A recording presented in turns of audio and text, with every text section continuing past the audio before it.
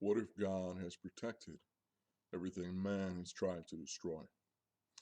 So God created every living thing, and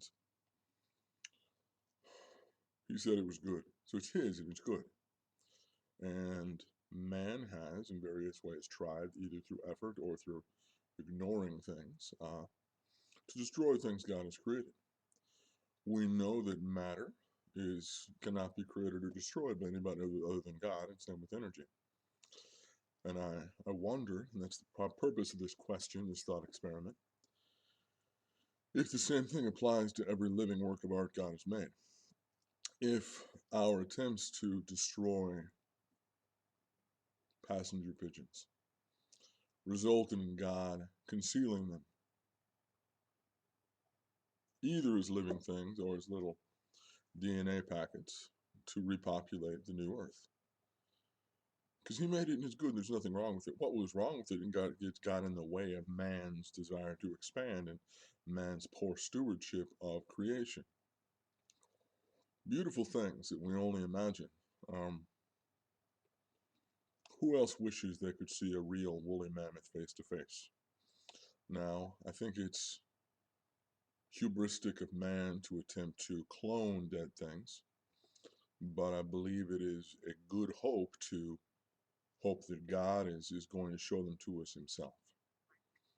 Um, so we know there to be beautiful things that seem to disappear in previous generations, but may in fact be being concealed by God for the new earth.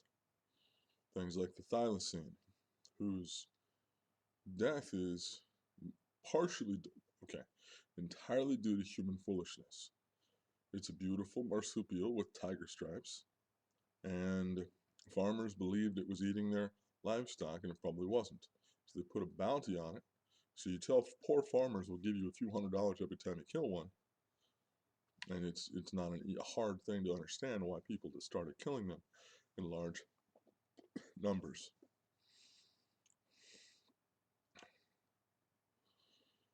We are currently quite enamored of lemurs. They're one of the most popular animals that you can see in zoos here in North America, and I believe zoos are the safest place for endangered species myself. I think as long as we cannot prove the safety of the wild, I mean, we know one of the biggest elephants in a preserve several years ago was killed by an American dentist because he could, even if there were rangers there to stop him. We cannot protect things out there. We can protect them here, or so I believe. So, but we see how much people love lemurs. You know, they're readily made in captivity, and they're many beautiful colors, and they have lots of, wonderful behaviors that are beautiful to watch. And, oh, my point though, there used to be giant lemurs. Giant lemurs. Not just the tiny cute ones, and the beautiful mid-sized ones that used to be giant lemurs. I, my, one of my lesser desires is to see all the things God has made. And it sure would be better if those things are being stored and held aside for the new earth. I don't know if they are. It may be a whole new set of critters. Or it may be because the world will not require the same ecosystem, will not require the same animals. Nonetheless, I present you the possibility that man doesn't have the power to destroy what God makes. We have the power to distort it. We have the power to nullify it. We don't have the power to destroy what God creates. If I have blessed you, encouraged you, or blessed you in any fashion, please like, subscribe, and comment. And as always, pray more, complain less.